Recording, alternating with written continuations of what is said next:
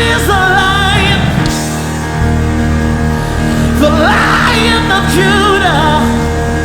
He's roaring with power and fighting our battles, and every knee will bow before him, and every knee will bow before him.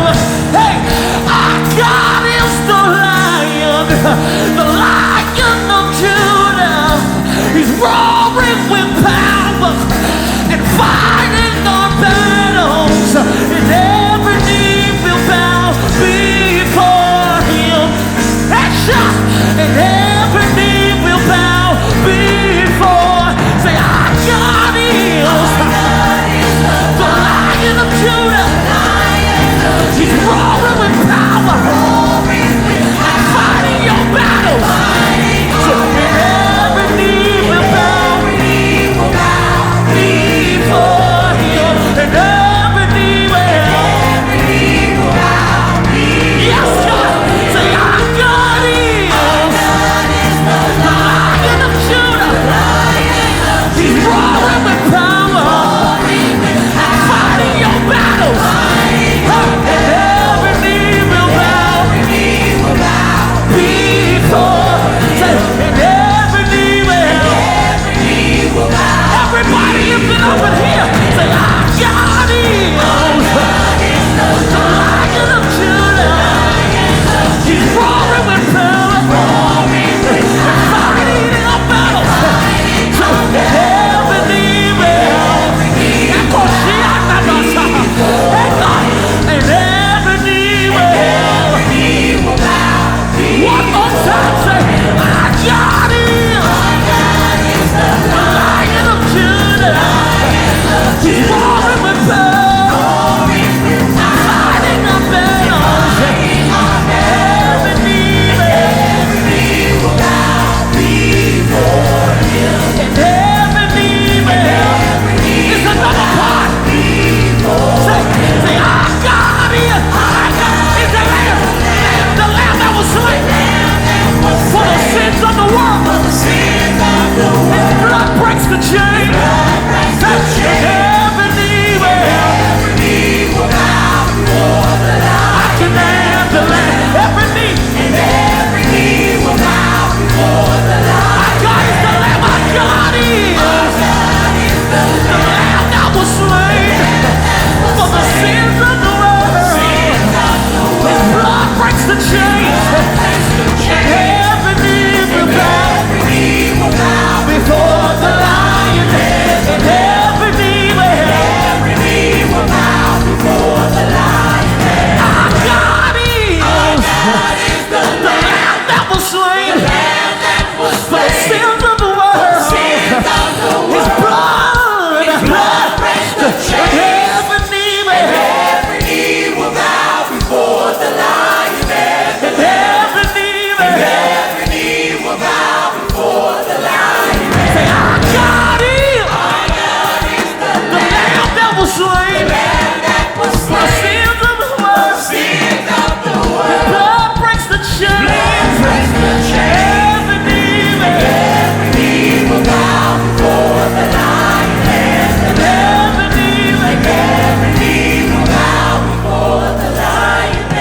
Our God is the Lion of Judah.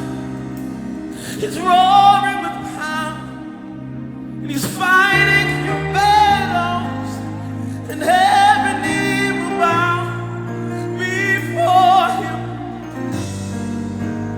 and every name will bow before him. And I can hear cancer bowing before him,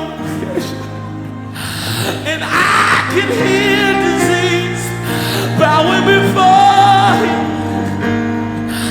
I can hear dysfunction bow before that name. I can hear before him. Our God is the Lion of Judah. He's roaring with power, fighting your battles, and every knee will bow before him. And every knee will bow before him. Can you take a moment and just bow before him? Oh, oh, oh, oh.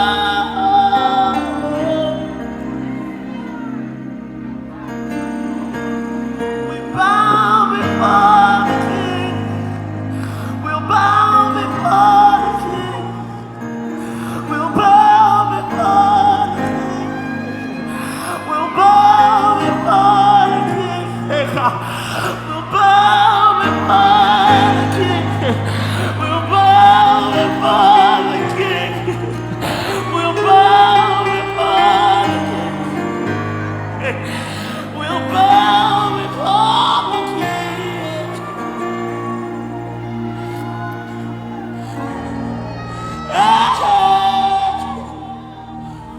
Somebody bow down. Bow down. Father, we bow down.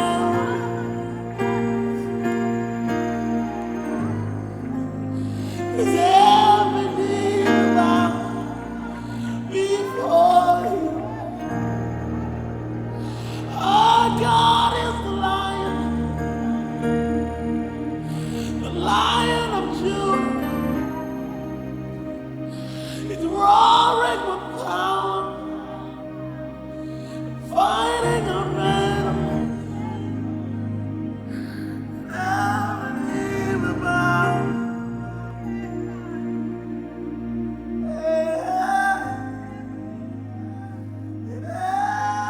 And I specifically say this unapologetically. It has been an assault, watch this, on the black church. Pastor, what you mean by that? Because in the black church, it has now been a criticism to now desecrate its beauty, to tarnish its traditions, to secularize its spirituality. And now it's no longer perceived, as Dr. Martin Luther King said, the beloved community. Okay, I think I'm going to have church with somebody in here. Won't be just roll with me soon. Okay, Pastor, what you talking about? Now, if you look inside of the black church, now gospel artists don't call themselves gospel artists no more. Now they just artists now. Okay, I'm going to help you. If you look on television and you look at the church, you would then suggest that all preachers drive Bentleys and live in mansions and go around with opulent decadence, when in actuality most preachers are really bivocational, where they got to work, where you got to understand that really what comes into the church can't barely pay the lights in the church. Most people don't live in mansions. But if you watch any preacher from Detroit to LA to Atlanta, you're gonna mess around and believe that all preachers just want your money. Y'all looking at me strange in here. We have now lowered the standard and the beauty of the black church, and I want to get us to a place where we start raising up the standard again. You got to understand historically what the black church has meant to our community. Y'all looking at me strange. Pastor, you too pro-black today. I'm gonna help you. It's Black History Month. Y'all better not be mad at me. But Pastor, what you talking about historically, what the church has meant to the community? Let me help you out with this. You will never find a Jewish person coming out of their synagogue beating up their rabbi. You will never find a Muslim going out of their mosque making memes about their imam. But how in the world you got people inside of the black church putting up Facebook statuses, making memes? Who gave you the idea that you could critique the church? Get your life together. Don't you know what the black church really stands for? Don't you understand that it was the black church that most HCBUs came from? Don't you know that it was the black church that the people were finally able to finally get a title? The first time, y'all looking at me straight. strange. I ain't got nobody that want to preach with me. It's okay. Don't you know it was in the church where blacks were finally able to get a title, was able to count money, was able to get a position, but you dare confront and talk about the church? How in the world did you bump your head and start believing that you were better than the church? What made you think that you with your out of order self could critique the church? Who authorized that? Who gave you the ability to do that?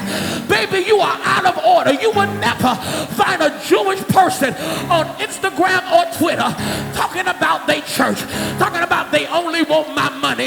You don't never do it. Only thing you're doing is claiming you're a part of the church, but you're tearing down the church. Oh my God. Pray for me, intercessors, because right now I feel the fiery darts even now. How in the world you talk about the church? Baby, you don't help the church. You know what's really going to happen? Let's just go have church then, Walby. What's going to happen is, what you do is, you go from one church to another church. And when this person don't preach what I want them to preach, I'm going to pick up my pocketbook and I'm going to leave. And when I go to that church, I'm going to finally go to a church that they sing what I want to sing. And when they sing a song that I don't want them to sing, then they're going to pick up their pocketbook and go to that church. And when I leave that church, I need a smaller church. And when I go to the smaller church, I don't like the small church because everybody in my business. Then when I leave the small church, I'm going to go to the big church. And when I go to the big church, I don't like the big church because they don't know my name. And everybody here so bougie. So then now you pick yourself up and leave from the small church to the big church. And then when you go from the small church to the big church, you say, you know what, I can't stand it here, so I'm going to go to my family church. When I go to my family church, I don't want to be here no more because they don't know me no more. I've grown past this.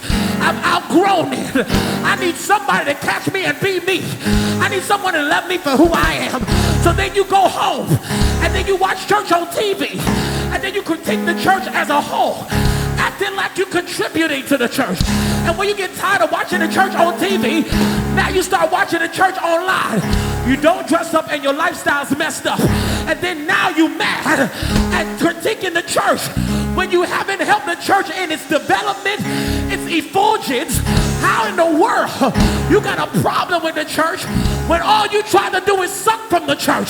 Start contributing to the church and stop being a hater. How about somebody and say, start helping the church?